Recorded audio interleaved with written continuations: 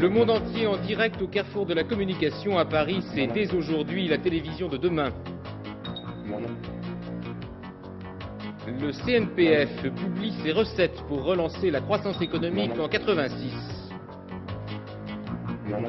Dusselier, le travail a repris à Issoire après l'évacuation des grévistes, mais l'usine va fermer. Politique, Pierre Juquin jette un pavé dans la mare en publiant une autocritique du Parti communiste français. Mesdames, Messieurs, bonsoir. Si vous rêvez de capter sur votre téléviseur des dizaines de chaînes venant de tous les coins du monde, eh bien sachez que c'est possible. Dès aujourd'hui, vous allez en voir la preuve. Le carrefour de la communication à Paris présente ce soir même 25 chaînes en direct et une quarantaine d'autres en différé. Pour l'instant, ce spectacle est réservé aux seuls professionnels car il reste à régler des questions techniques, financières et surtout juridiques. Cela prendra peut-être quelques années, mais la télévision mondiale est déjà une réalité. Le reportage d'Hubert Coudurier.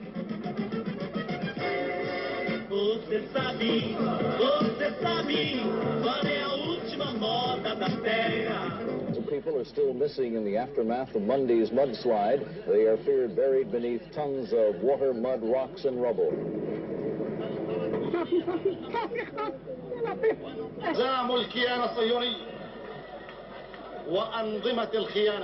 Nous pensions tous qu'il y avait un phénomène d'uniformisation de la télévision. Tout le monde pensait que Dallas était l'élément général de toutes les télévisions d'un peu partout. En réalité, quand on regarde Sri Lanka ou quand on regarde le Costa Rica, on s'aperçoit que ça n'a pas grand-chose à voir. On retrouve en gros les mêmes éléments de grille, la fiction, les nouvelles et les jeux, mais traités de manière tellement différente que c'est en réalité très enrichissant pour ceux qui regardent ça. Cela faisait trop longtemps qu'on parlait des nouvelles images sans les voir, d'autant que les deux nouvelles chaînes qui doivent être lancées en France ont pris du retard. Cependant, il a fallu négocier pendant des mois, car depuis la conférence de Genève, l'espace audiovisuel national est verrouillé. Certes, des zones limitrophes comme la Lorraine captent déjà la télévision belge ou allemande par voie hertzienne. Mais lorsqu'on passe aux satellites de télédiffusion, la réglementation européenne est devenue très stricte.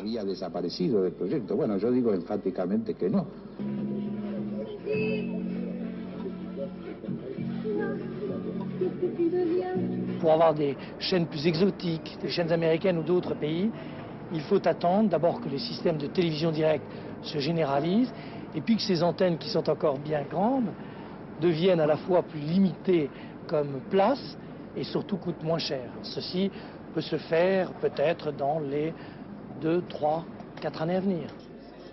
Le coût de ces paraboles de réception peut atteindre de 100 000 francs. De plus, leur installation nécessite l'accord des PTT. Reste aussi le problème des droits à payer. Il n'empêche, le protectionnisme des industries de programmes touche à sa fin.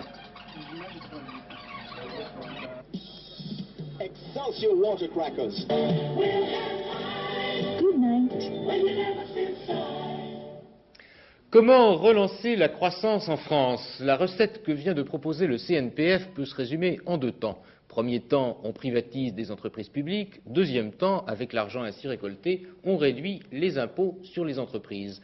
Cette recette, dit le CNPF, vaut pour tous les gouvernements qui pourraient arriver au pouvoir en 86. Marie-Claire Thiers examine ce plan plus en détail.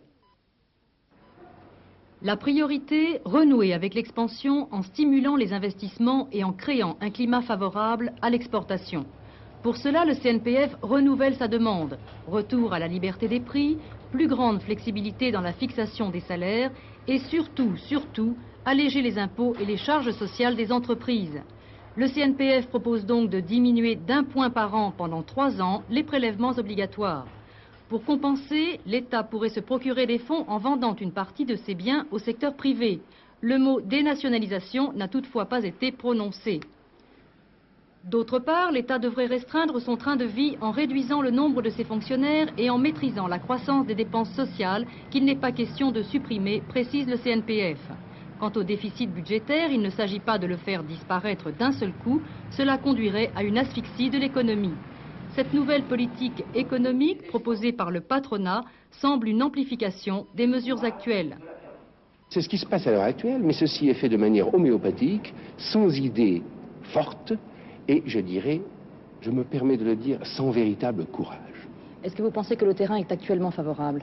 Très favorable.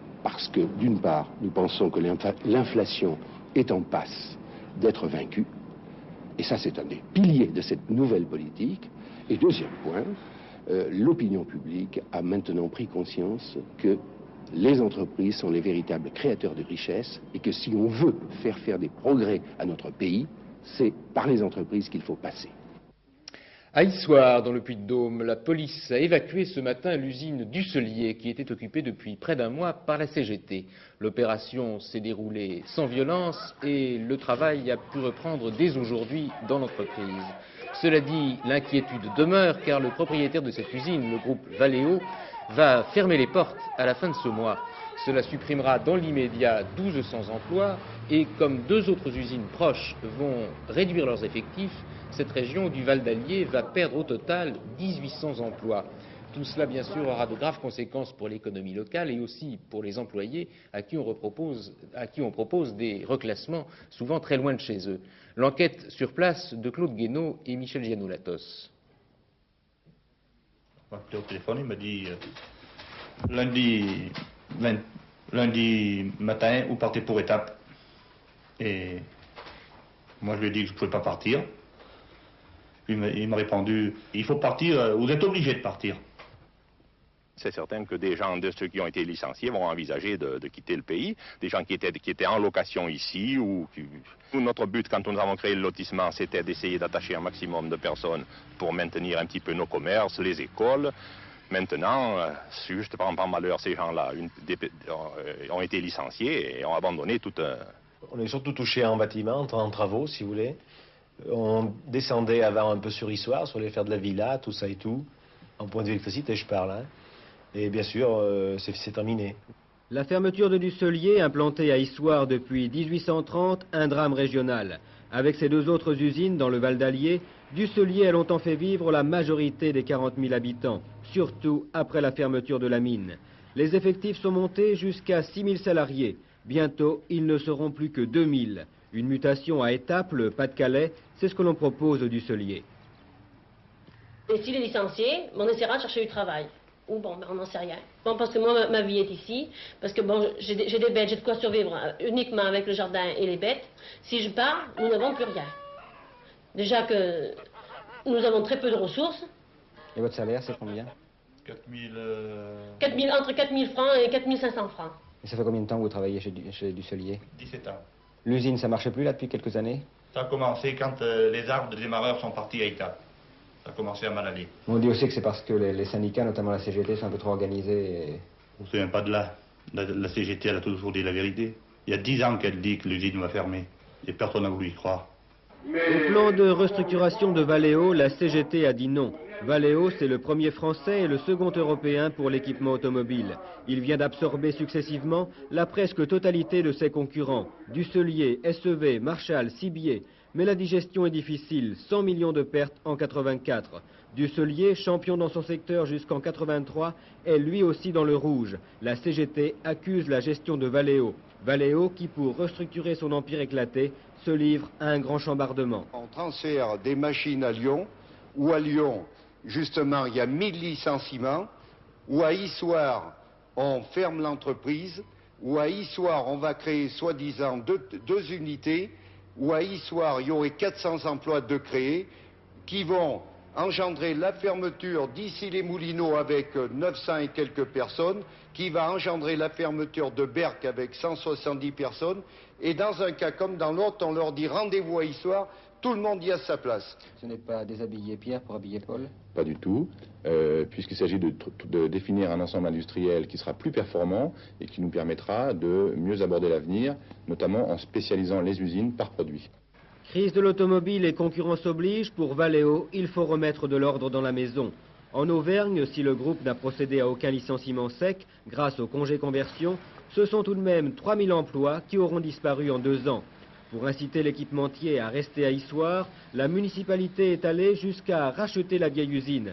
Valeo devrait y transférer ses activités de Berck et d'ici les Moulineaux. Une opération qui a débouché sur une crise municipale entre le maire socialiste et ses adjoints communistes. Dans le Val d'Allier, la crise est partout. L'affaire Grégory revient dans l'actualité plus d'un an après la mort du petit garçon. Le juge Lambert vient d'entreprendre une nouvelle série de confrontations et de reconstitutions qui va durer 10 jours. Les avocats de la partie civile parlent d'un élément déterminant qui pourrait apparaître. Au contraire, les défenseurs de Christine et Jean-Marie Villemain pensent qu'on s'éloigne chaque jour un peu plus de la vérité. Gérard Pinson. Les grands-parents de Grégory, constitués partie civile, ont enfin revu leur fils Jean-Marie. Dans sa prison, celui-ci a jusqu'alors refusé leur visite. Aujourd'hui, le juge Lambert les a confrontés durant près de 6 heures. Le fusil qui a tué Bernard Laroche n'apprendra rien sur l'enquête initiale dans laquelle se débat le juge d'instruction depuis 1 an. Par contre, Christine Villemain, libre mais inculpée du meurtre de son fils aîné, semble toujours au centre des supputations du juge d'Épinal. S'il ne l'a réinterrogé qu'1 heure à peine ce matin en présence de son défenseur maître Garot, le juge Lambert, de bonne source, aurait établi que la mère de Grégory pouvait matériellement être l'auteur de la plupart des coups de téléphone du fameux Corbeau. C'est ce tableau de correspondance entre 87 appels anonymes et les emplois du temps de chacun que maître Lombard, l'avocat de la partie civile, avait réclamé le mois dernier. On évoque de nouvelles expertises audiométriques, celles-là. Aucune information en fait n'a filtré en ce 22 octobre 85. Demain, le juge Lambert essaiera de reconstituer l'emploi du temps controversé de la jeune Muriel, mais c'était le 16 octobre 84 dans la vallée de la Vologne. Voici un livre qui va sûrement faire du bruit, place du colonel Fabien. D'abord parce que son auteur, Pierre Juquin, qui était encore l'an dernier porte-parole du Parti communiste français, y fait quelques révélations explosives. Et ensuite parce que sous ce simple titre autocritique au pluriel, il plaide ouvertement pour la rénovation de son parti et pour le rejet de tous les modèles, y compris le soviétique. Michel Naudy. Que nous posions ou non des questions dérangeantes, nous sommes tous communistes. Rendez-vous avec l'histoire, elle n'est pas encore écrite. C'était le 8 février 1985 au 25e congrès du Parti communiste. Pierre Juquin allait perdre son poste au bureau politique. Motif, avait dit non à Georges Marchais, un nom de trop. 8 mois après, Pierre Juquin récidive avec un livre et toujours une multitude de questions dérangeantes.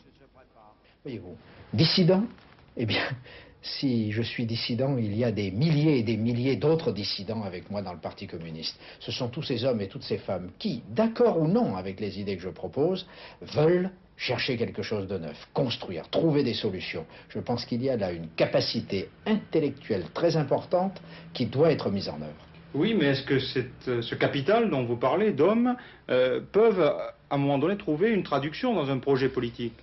Le drame, c'est que chaque fois, en 68 avec Waldeck-Rochet, en 75-76 dans la belle période de l'eurocommuniste, encore en juin 84 après l'échec des élections européennes suivi d'un grand sursaut de communistes, chaque fois cette intelligence, ce questionnement, cette réflexion collective des communistes ont été bridés, mis au placard, repoussés. Seulement voilà, on ne peut plus se taire. Mon livre est à la fois un cri d'alarme et un appel. Un cri d'alarme parce que la marginalisation du Parti communiste serait quelque chose de très grave.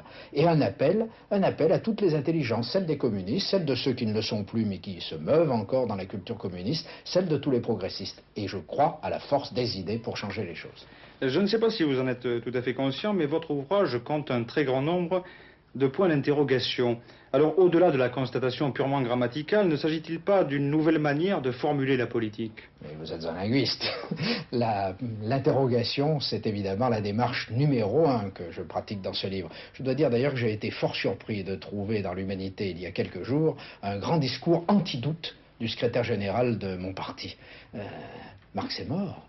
Car Marx a toujours pratiqué, en scientifique qu'il était, le doute méthodique.